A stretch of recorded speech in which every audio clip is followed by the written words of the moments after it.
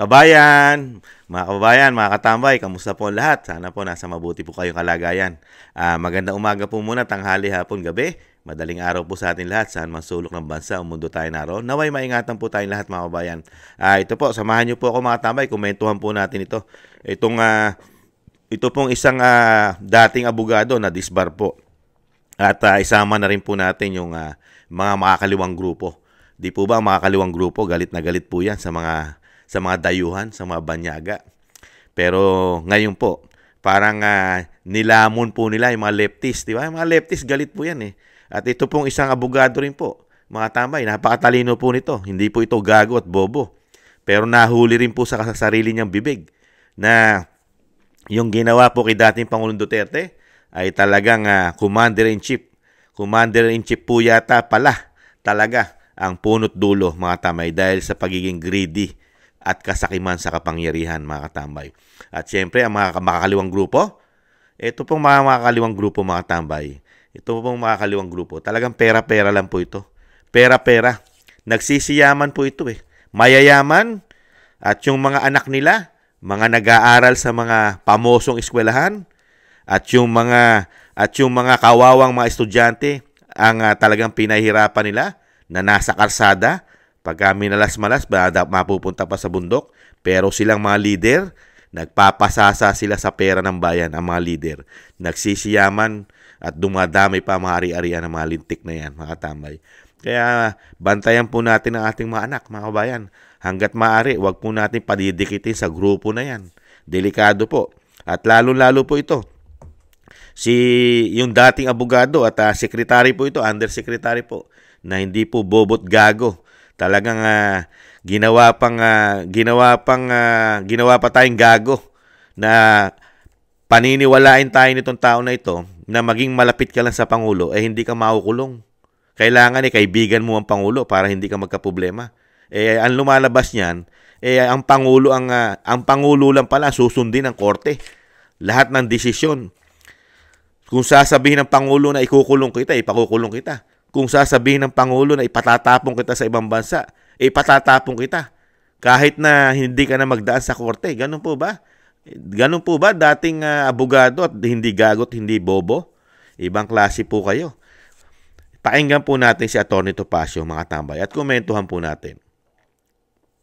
Grupo kami na napag-uusapan lang naman na yung sa United Nations, kasi natutuwa ako doon sa sabi ng iba eto talaga, ewan ko, mapapailing ka na lang na hindi sana nakulong daw o inaresto si Pangulong Duterte kung naging mabait lamang siya kay BBM.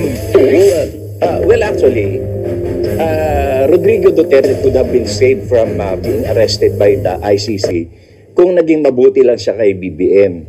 Kasi ang pwede naman gawin ng administrasyon noon, this was my suggestion kasuhan natin ng ibang kaso, ng murder na premeditated murder, etc., etc., yung wala ring bail. For him to be tried here. Yes, for him to be tried here. So that when we acquire jurisdiction over his person, then he cannot be brought out. Kasi sasabihin natin, meron siya pa na nagpunta dito. Hindi, ikulong natin sa veterans doon sa presidential suite. Kung umaga, mag-golf siya doon, mag-swimming siya doon, o pasyal-pasyal siya doon, o kaya magpaalam siya, magpapacheck up, dadalhin sa St. Luke's, tapos mamasyal sa mall. Or kaya, pwede naman na ma-house arrest siya sa Davao, doon sa kanyang farm. Or pwede niyang hiramin yung farm ni Erap. No, napakaganda doon sa Panay. Or yung wheelchair daw, kasi meron presidential wheelchair daw. Sino din yata galing yung joke na yun? This actually, these things could have been avoided had he been good to BBM. Araw-araw ba naman yung tawaging bangag, adik? Teka muna, kailan ba naging salbahe? Hindi. Kailan ba naging depende sa pagiging mabait mo sa presidente yung pagpapatupad ng batas? Ayun. Hindi ba ang batas ay batas? Opo. Di parang inamin na rin nung nagsabi noon na kaya pinakulong siya kasi Hindi siya kakampi. galit siya o hindi siya kakampi o di kinonfirm niya na di bengansa lang yun. Ayun. Di ba? Yun ang mga tirada minsan. May kamali lang. Mabait ako sa presidente. Hindi ako pwedeng ipakulong. Kung nagkasala, ipakukulong. Kung hindi, Totoo po yun, mga tambay. Kaya talaga nahuli mo sa bibig, mga tambay, ang mga sinungaling at nagsisinungaling. mga tambay. Talagang pinagplanuhan pa talaga nila eh. Sila po talaga ang gumawa ng paraan kahit labag sa batas ang pag-aresto at hindi nagdaan sa proseso talaga, lalo ng Korte Suprema o ng hukuman, ng judicial. Talagang pinagplanuhan po talaga nila. Planado lahat na talagang tuldukan na at talaga itapo na sa ibang bansa, ipamigay na sa banyaga at hindi na pabalikin sa Pilipinas, mga tambay. Planado po talaga nila. Dahil mismo itong dating abogado, na disbar po ito eh. Ito po hindi gago at hindi po bobo ito. At lalong-lalong hindi tanga, mga tambay. Hindi po siya gago, hindi po tanga at hindi bobo. Itong abogado na ito, mga tambay. Dahil sa sobra po yatang pagsisipsip. At syempre, ayaw na rin mawala sa kanya. Dahil po hindi na po siya abogado. Ayaw na pong mawala sa kanya yung posisyon na ibinigay sa kanya ni Pangulong Marcos, mga tambay. Na tinatawag pong adik, bangag. Dahil yun daw po ang reason at dahilan. Kaya daw po naipatapon at naipakulong dahil araw-arawin mo nga naman sabihan ng bangag at adik ang Pangulo. Ang tanong ni Kamanong, bakit niya tinatanggap? Bakit ayaw niyang tuldukan? Kung hindi totoo ang sinasabi ni dating Pangulong Duterte na siya'y adik at bangag, di po ba? Bakit hindi siya magpa-drug test sa buhok, yung follicle hair drug test? Napakadali naman. Wala pang isang oras, lalabas na ang resulta niyan. At kaya mo ipamuka sa dating Pangulong Duterte na hindi totoo. Fake news ka. Dating Pangulong Duterte, hindi ako gumagamit ng droga. Hindi ako bangag, hindi ako adik. Di po ba? At pwede mo pang kasuhan ng dating Pangulo. Pwede mo sa kasuhan, libelous, libel. Di po ba? Paninirang puri. Ano po ginawa ninyo? Dahil hindi nyo nagawang magpa-drug test. Tinanggap lang ninyo na kayo'y adik at kayo'y bangag. Ano ay ginante ng ugaling adik at ugaling bangag? Ugaling adik at ugaling bangag ang ginawa eh. Patraidor. Kahit po saklawan mo ang batas. Kahit maging hudas ka. Kahit maging hudas ka sa bayan. Maging taksil ka sa bayan. Ginawa mo pa rin. Dahil ugaling bangag po ba? At ugaling adik po ba? Ang dating abogado, yung po ba yon? Ang hindi gagot bobo at hindi nagpakalunod sa kapangyarihan? Secretary Gadon? Ganun po ba lumalabas? Kaya po pinamigay ng amo nyo sa banyaga na hindi na makakabalik sa Pilipinas? Ganun po pala. Ugaling ano po yata yan Ugaling adik at ugaling bangag. Wala na sinusunod na batas. Pati ang ating judicial, kayang-kaya palang pagtaksilan. Pati ang ating soberenya, ay kayang-kaya po palang ipamigay sa banyaga ng sinasabing adik at bangag. Ayon na mismo kay Gadon, mga tambay. Isunod po natin at susunod po rito yung mga makaliwang grupo na mga talaga impokrito. Kala mo mga makabayan, pero mga makapili naman, mga tambay. Pakinggan po natin. Dapat ikulong kahit salbahe ka sa presidente, kay mabait ka sa presidente, hindi ka dapat ikulong at may batas di ba? Diniscuss na nga natin yun. Opo. Kaya nga nag-resign Kaya hayaan mo na siyang mag-resign. Hindi naman yun ang bigger picture Ay, di ba? Si General Torre ay isang pawn. Torre pero pawn, di ba? Di ba sa chess ang Torre, yung rook. Pero sila. pawn. Hindi, ibig sabihin, ano lang yan following orders lang yan. At siguro na-realize niya na may problema. At may problema. Attorney, mo kay Torre Hindi, naiintindihan ko yan. Kasi galing din ako sa gobyerno. Pag inutos sa'yo, as a good soldier, you must obey. Diba? Sabi nga doon sa charge of the Light Brigade, theirs is not to reason why. Theirs is just to do and die. Bakit may adlib siya, attorney? May adlib siya. Hihilahin ko yan. Hindi naman kasama yun sa order. Alam mo, nasa sa kanya na yun. Alam mo, ang magdadala naman lahat niya ay ikaw Hindi naman ibang tao. Kung ganun. Totoo po yung mga tambay. Yan, delikado po yan. Ito po, isang abogado po ito, mga tambay. Si Atty. Topacio, mga tambay. Malinaw na malinaw po yung sinabi ni Atty. Topacio. Darating at darating po yung time ni Torre na siya po ang magdadala lahat ng ginawa niya. Dahil sa kakasunod sa mali. Mali po yung sinunod niya Sino po ba sinunod niya? Yung nag-order sa kanya. Yun ang mahirap eh. Kahit na alam mo na mali ang gagawin mo, susundin mo rin dahil baka merong pabuya o merong pasobre, merong pa under the table, kaya mo sinunod, may pangako. Ganun po yun eh. Kaya ano po mangyayari kay General Torre, mga tambay? Ano mangyayari?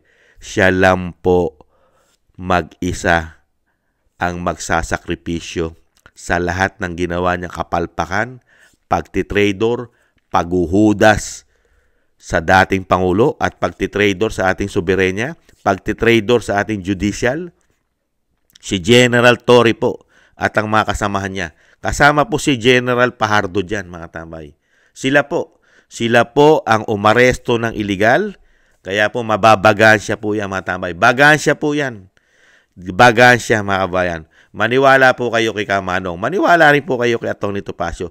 Darating po ang araw, darating po ang tamang panahon para dyan kay General Torre at sa mga kasamahan niya na grabe po ang ginawang paglabag sa batas, kidnapping, walang proseso ng batas ng Pilipinas, diniretso nila sa The Hague, sa Netherlands, sa ICC, ang dating Pangulong Duterte, yung sinasabing PON, para sa siya yung PON ka lang, PON, yung pinaka-soldier, mga tambay, yan ang unang napapahamak.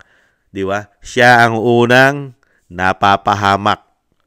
Napapatay pa nga, di umano. Di ba? Sila ang sinasabing, mga tuta. Mga tuta. Ang mga tuta, pangkaraniwan, nadidisgrasya, mga tambay. Kaya nga po si General Torre, mga tambay, delikado po yan. Kaya po, wala pong mangyayari po sa kanya. Yung kanyang pagiging soldier o pagiging pulis, ay yan po ang nangyari.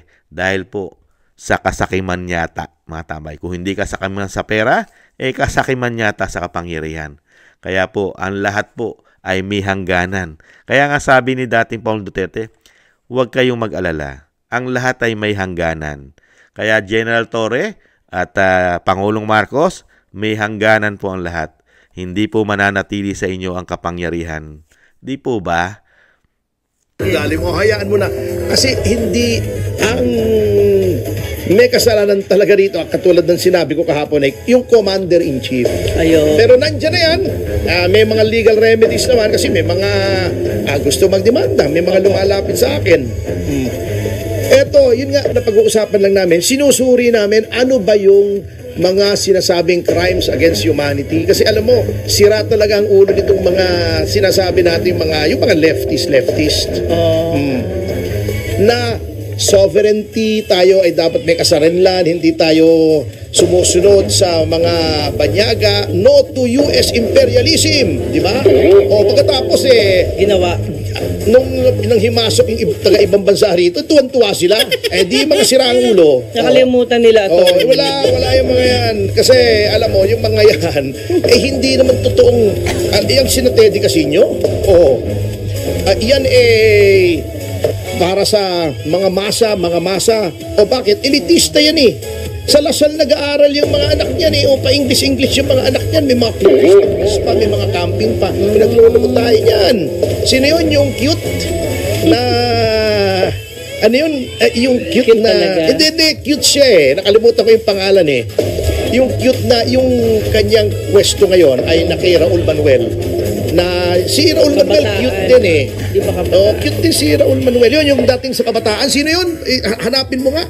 Matanda na ako yung cute, yung babae. Si Raul Manuel cute din naman. Nakakata-cute.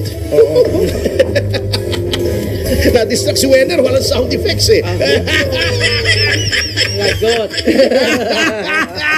Walang Yan po mga tambay. Totoo naman po yung mga tambay. Di ba? Nakita niyo po yung mga kaliwang grupo. Yung mga lefties, ano po trabaho nila, mga tambay? Ano po? Pag nasa karsada, lalo po yung mga dayuhan, di ba? Kinukundi na po nila yan, mga dayuhan, di ba? Yung mga tuta ng tuta ng China, galit na galit po ang mga lefties, di ba? Dahil nga sila yung sinasabi nila, sila po yung makabayan. Bakit daw po tayo nagpapakatuta sa Ibanyaga? Di ba? Kaya alam mo itong mga ito, mga wala naman po ipinaglalaban itong mga makaliwang grupo ito. Puro nagbabalat kayo po ito. Itong mga ito. Balat kayo. Talagang pera-pera po ito. Pera-pera lang po itong mga makakaliwa. Pera-pera lang po. Nakita nyo naman po. Paghuhuda sa bayan. Mga makabayan ito. Galit na galit po ito sa mga dayuhan, ang mga leftist. Tama yung sinabi ni Atty. Topacio eh. Diba? Yung sila Teddy Casino. Napakarami pa niyan. Napakarami pa mga kaliwang grupo yan. Sila Castro na yan, sila Brosas, si Manuel, yung grupo na yan. At yung marami pa pong mga makaliwa dyan na pati kamadrihan, kaparian, may mga kasama. Di ba? Napakaraming grupo yung CPP, NP, NDF. Pero po yung mga yan, mga kababayan, ano lang po yan, mga nagbabalat kayo. Nagbabalat kayo lang po yan. Dahil totoo naman po yan. Nakita po natin ang mga pamumuhay ng mga yan.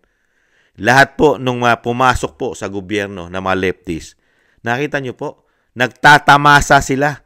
Sila ang nagtatamasa sa pera ng bayan, sa pera ng taxpayer. Pero leftist sila. Galit sila sa gobyerno. Lumalaban sila sa gobyerno.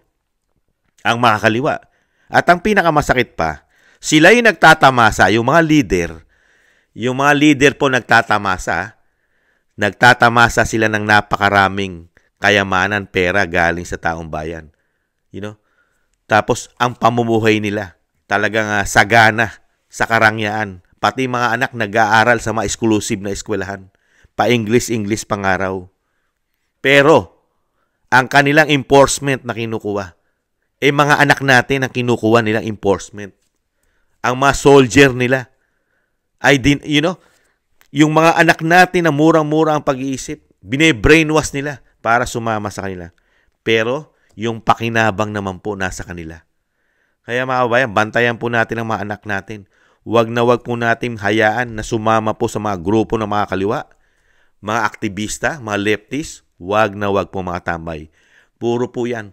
Puro sinungaling po yan, mga kabayan. Mga sinungaling. Mga pang-sariling interest lang po ang alayunin ng mga tao na yan. Nakita nyo po. Sila Castro, sila Brosa, sila Manuel, yung mga grupo na yan. Napakarami pa niyan. Ano po mga itsura niya? Nakita nyo po. Sila yung napakagaganda na sitwasyon samantalang yung kanilang mga nire-recruit, mga mukhang dugyot. Di ba? Napapabayaan ng mga sarili, napapabayaan ng buhay. Samantalang yung mga leader nila, kaysa sarap ng buhay, mga tambay. Kaysa sarap ng buhay. Kaya po, wag na po natin tangkilikin niya, mga kabayan. Hanggat maaari, i-abolish po natin yan. Kilala naman po natin yan eh. Kilala po natin yan, mga kabayan. Yung mga makakaliwang grupo na yan, mga leftist na yan. Wag na wag nyo na pong papasukin yan. At wag na po natin papasukin yan sa House of Representatives. O bigyan man lang ng tsansa o iboto man lang yan, mga kabayan. Kaya ito po, katulad po nito, yung sinasabi nga po ni Atty. Topacio na dating abogado, hindi siya tanga, hindi siya bobo, at lalong-lalong hindi siya gahaman sa kapangyarihan din. Kamukha ng amo niya. Di ba? Kasi mismo sa bibig niya rin mismo na narinig natin sa kanyang interview. Doon sa nag-interview sa kanya. Talagang pinagmamalaki pa niya at kinukutsa niya pa ang dating Pangulong Duterte. Biri mo, kinukutsa mo pa ang dating Pangulong Duterte na kung hindi mo lang binanatan ng binanatan at naging mabait ka lang sa Pangulong Marcos ay hindi mangyayari sa iyan. Pwede ka naman daw pong gawan na lang ng kaso sa Pilipinas na ipakulong ka halimbawa daw sa veterans, sa ospital yon, o kaya sa mga farm na magaganda daw, katulad ng farm daw sa Davao, at lalong-lalo daw maganda yung farm sa Kierap, sa Tanay, sa Rizal po. Di mo katarantaduhan at kagaguhan po yata nito. Di mo ba? Meron tayong batas. Pero, ano yun? Magiging mabuti ka lang sa Pangulong Marcos? Hindi ka magkakaproblema? Ganon? Di po ba may batas, may proseso ng batas? Dati po kayo abogado eh. Ibig sabihin, ang batas po ng Pilipinas ay kontrolado na po ng Pangulong Marcos sa binagoong Pilipinas. Ganon po ba? Lahat po ba ng batas ay pwede pong saklawan ng isang pangulo? Dahil hindi naman niya po trabaho ito. Di po ba hiwalay po ang executive sa judicial? Di ba pati sa legislative? Hindi po ba nagpapakatangat, nagpapakagagot, nagpapakabobo po yata kayo, attorney? O dating attorney? Dating attorney na disbar? Dahil po yata sa sinasabi po ni dating Pangulong Duterte na hindi niyo po matanggap at pati ang Pangulong Marcos na siya ay sabihan ng bangag at sabihan na siya ay adik. Magpa-drug test na kasi kaya kung ayaw mo pagsabihan ng taong bayan yan, hindi lang naman si dating Pangulong Duterte ang nagsasabi niyan, pati po si Cathy Binag at ang taong bayan ay naniniwala na ang presidente ay bangag at adik dahil nga po sa kanyang ginagawang trabaho sa ating bansa. Ano po ang ginawang trabaho ng Pangulo? Mga tambay, mamuliti ka, ang korupsyon, isang damukal na korupsyon, issue ng kaperahan na wala nag-iimbestiga, walang legislative na nag-iimbestiga sa mga korupsyon ng ating bayan. Tanging ang Vice President lang po at mga Duterte ang kanilang iimbestigahan. Ganyan po kalawak. Ganyan po mga katambay. Ganyan po nila. Parang sindikato po sila. Dito po sa binagoong Pilipinas, di umano, ay para po silang mga sindikato na sa ating bansa. Mga tambay. Mga sindikato pagdating po sa pera ng bayan. Magkakasabwat yata, mga tambay. Kaya po magkakasabwat din po sila sa ginawa po nilang pagtitrador, pagwawalang hiya, paghuhudas di umano sa ating dating Pangulo Duterte at lalong-lalo sa ating judicial at lalong-lalo na sa ating soberenya.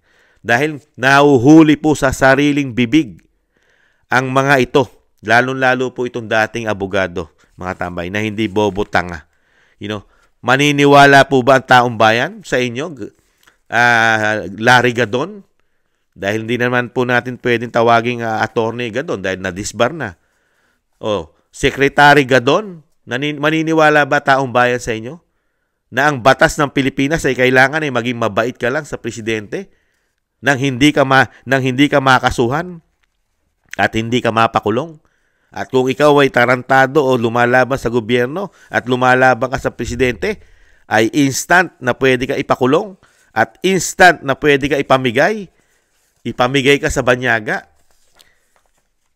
Kaya nga po dyan mga tambay, talagang napakarami po nila magiging problema. Napakarami pong problema, mga tambay. Lahat po ito. Lahat. Pati po si General Torre, yan, ang Pangulong Marcos, at itong mga makakaliwang grupo na pera-pera lang po. Pera-pera na po mga leftist Pera-pera na lang po yan. Hindi po mga makabayan yan. Pera-pera yung mga yan. Magkakaproblema po yan. Pag yung tamang panahon na sinasabi ni dating Pangulong Duterte, tamang panahon lang. May tamang panahon para sa lahat sa kanila. Lahat po sila.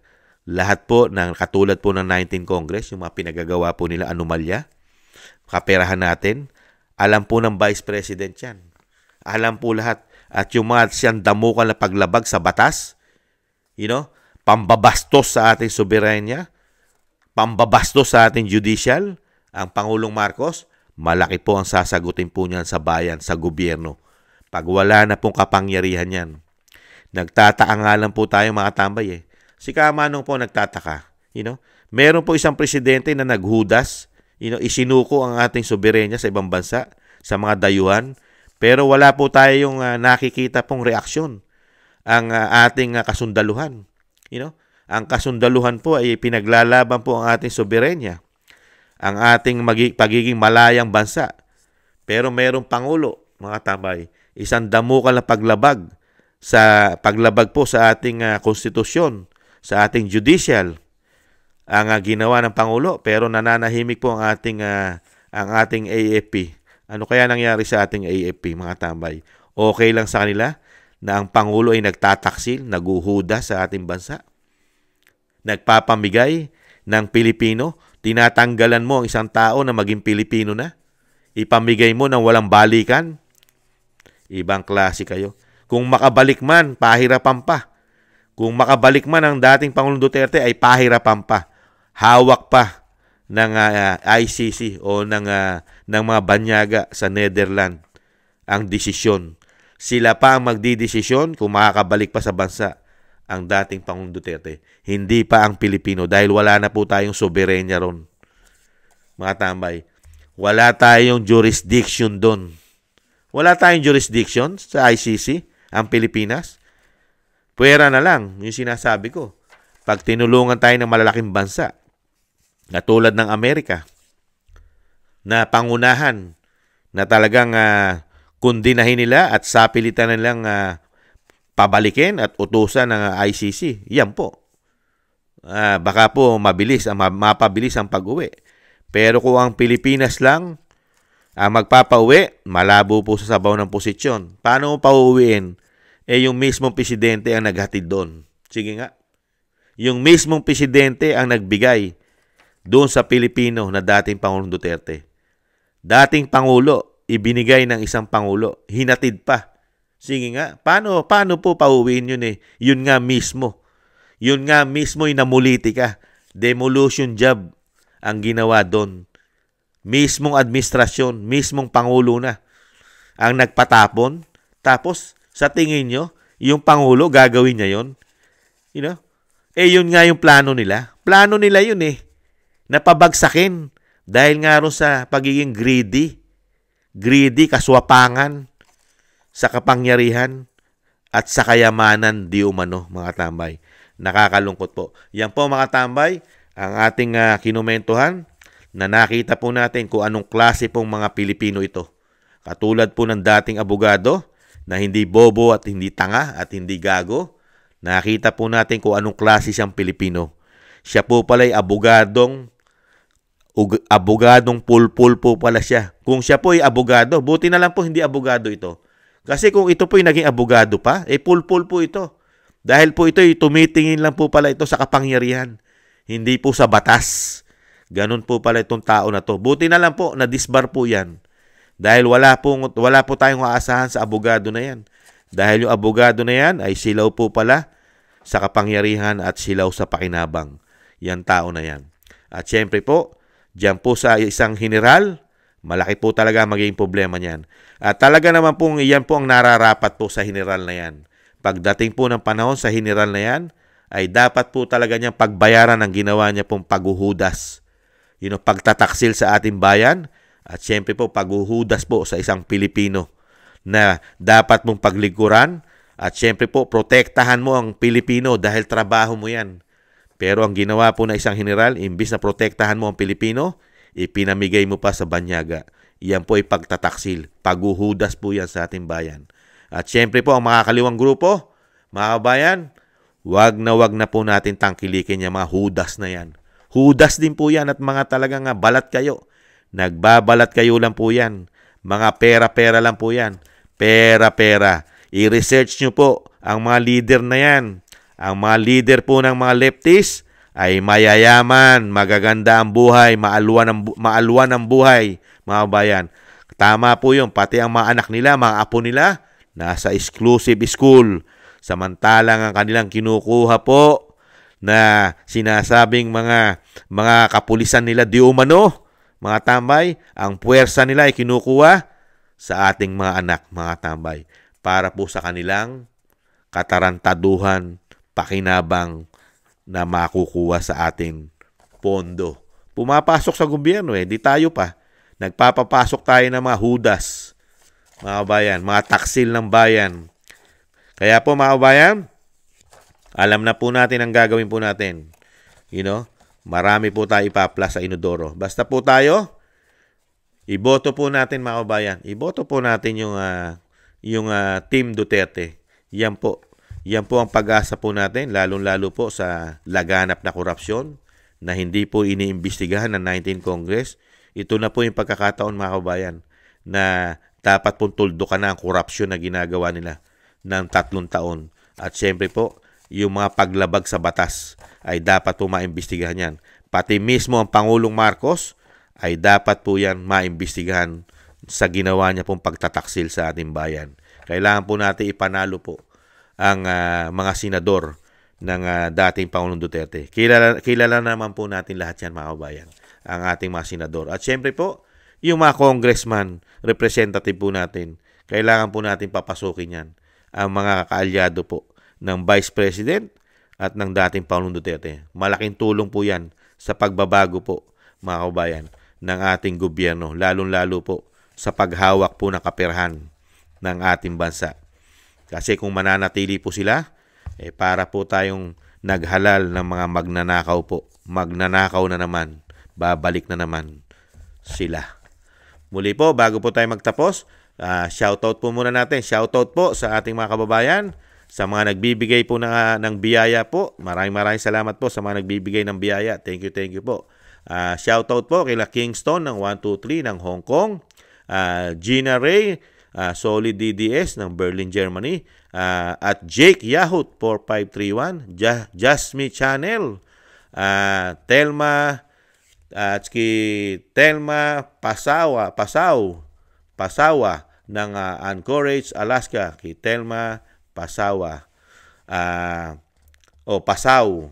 at kay Dan Rivero na nagpapa-shoutout po. Shoutout po, sabi ni Dan Rivero sa kanyang CEO na si Michael Jean, at kay Humphrey Toribio ng Anchorage, Alaska, Bon Rosales ng France, John Sarip ng Amsterdam, Holland, Chona Banks 1077 ng Milwaukee, Wisconsin, USA, Julieta Celona ng Sydney, Australia, Ma'am LB Sermani ng North Miami, Florida, USA, Grace Obet ng California, USA, Michelle Del Valle ng New Zealand, Sara Nakamura ng Japan, Melencio Bandibas ng Jeddah, Arabia, Trojanta 9828 ng Korea, Lopez Ibana ng Saitama, Japan, Librado Reyes 8529 ng California, USA, Danilo Basan Jr. na Jubail, Saudi Arabia,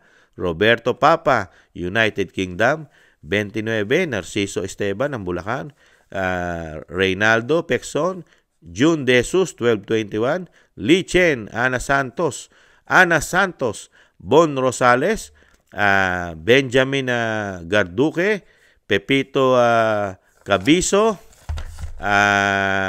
Donaldson Paras ng Canada, at LKD 459 ng Belgium, at Hermones Marawag. Maraming salamat po. At mabuhay po kayo, mga kababayan. Thank you po. At syempre po, shoutout din po sa ating mga kababayan sa buong mundo, na ating mga kababayan, mga Pilipino, mga OFW. Shoutout po, ingatan nawa po, mag-ingat po kayo at mabuhay po kayo. At syempre po, shoutout din po sa ating mga kababayan sa kasulok-sulukan po ng ating bansa. Mabuhay po kayo, mga kababayan. Shoutout po. At thank you po sa nakagusto po ng ating tambayang mga kababayan sa YouTube at TikTok. At ganoon din po, mga kababayan, sa mga nagko-comment, like, share, and subscribe. Maraming salamat po. Sa muli po, mga tambay, ingatan nawa. Paalam. Bye-bye.